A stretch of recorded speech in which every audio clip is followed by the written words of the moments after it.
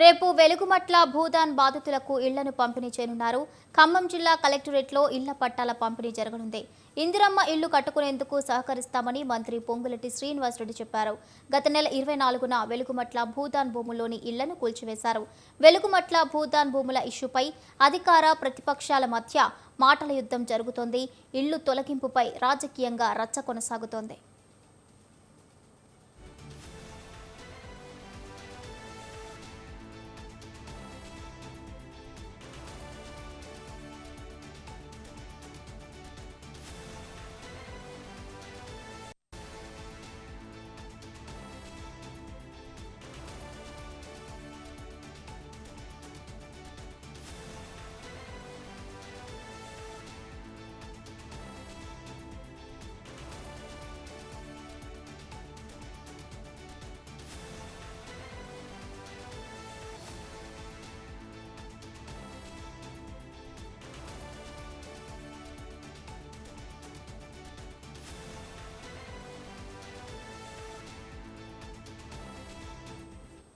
రేపు వెలుగుమట్ల భూదాన్ బాధితులకు ఇళ్లను పంపిణీ చేయనున్నారు. ఖమ్మం జిల్లా కలెక్టరేట్లో ఇళ్ల పట్టాల పంపిణీ జరగనుంది. ఇందిరమ్మ ఇళ్లు కట్టుకునేందుకు సహకరిస్తామని మంత్రి పొంగులేటి శ్రీనివాసరెడ్డి చెప్పారు. గత నెల 24న వెలుగుమట్ల భూదాన్ భూముల్లోని ఇళ్లను కూల్చివేశారు. వెలుగుమట్ల భూదాన్ భూముల ఇష్యూపై అధికార ప్రతిపక్షాల మధ్య మాటల యుద్ధం జరుగుతోంది. ఇళ్లు తొలగింపుపై రాజకీయంగా రచ్చ కొనసాగుతోంది.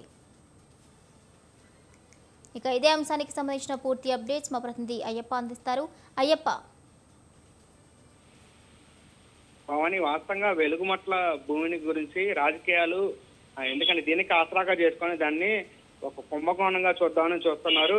ఈ నేపథ్యంలోనే పొంగులేటి శ్రీనివాసరెడ్డి మాత్రం ఆయన ఈరోజు స్పందించారు. ఎవరైతే ఆ భూదాన్ భూములకు సంబంధించిన వ్యక్తులకైతే అధికారికంగా ఏదే గృహ నిర్మాణానికి సంబంధించినటువంటి డబుల్ బెడ్ కూడా ఏర్పాటు చేస్తామని కూడా తాజా సమాచారం అందుతుంది. ఆయన ఈ నేపథ్యంలోనే ఆయన ప్రస్తుతం మనకి అందుతున్న సమాచారం ప్రకారం ఎక్కడైతే భూదాన్ భూముల్లోనే ఉన్నటువంటి వ్యక్తులకైతే నేను స్వయంగా వచ్చి వాళ్ళకి ఎవరైతే అర్హులైన వ్యక్తులకైతే డబుల్ బెడ్ ఇల్లు కేటాయిస్తామని చెబుతున్నారు. అదే భూదాన్ భూముల బాధితులకు పోలీసులు ఇప్పటికి కూడా వార్నింగ్ ఇచ్చిన పరిస్థితి ఉంది. దీనికి ఆసరాగా చేస్తున్నటువంటి కాంగ్రెస్ పార్టీ కావచ్చు, మిగిలిన రాజకీయ నేతలు కూడా కావచ్చు, దీన్ని ఇష్యూ చేస్తూ వాటిని ప్రభువులుగా చూసుకుంటూ వాటిని కాంగ్రెస్ ప్రభుత్వమే దువిదూస్తున్నామని చెబుతున్నారు. కానీ ఈ నేపథ్యంలో చూసుకోవచ్చు, ఏదైనప్పటికీ అక్కడ ఉన్నటువంటి వ్యక్తులకి ఎవరైతే బాధితులు ఉన్నారో వాళ్ళకైతే న్యాయం చేస్తామని ఈ రోజు పొంగులేటి శ్రీనివాసరెడ్డి స్వయంగా చెబుతున్న పరిస్థితి ఉంది.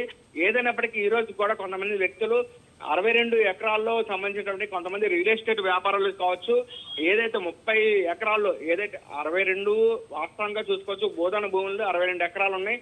అందులో 30 ఎకరాల్లో ఏదైతే సామాన్య వ్యక్తులైతే అక్కడ ఆక్రమించుకొని వాళ్ళు ఏదైతే వాస్తవంగా రియల్ ఎస్టేట్ వ్యాపారులు ఉన్నట్టు వాళ్ళు కొంతమంది పేదలకు ఆశ చూపించు 2 లక్షలు కావచ్చు 3 లక్షలు కావచ్చు వాళ్ళకి ఇచ్చి ఇక్కడ ఆక్రమించుకోండి, మీరు ఇల్లు కట్టుకోండి, మీకేం కాదు అని చెప్పి లబ్ధి పొంది వాళ్ళు ఇక్కడ పేదల్ని భూములకి ఎరవేస్తున్న క్రమంలో వాళ్ళు కూడా ఇల్లు కట్టుకొని వాళ్ళని ఆక్రమించుకున్న నేపథ్యం మనం చూస్తున్నాం. ఈ నేపథ్యంలో వాళ్ళు ఇల్లు కట్టుకున్నారు.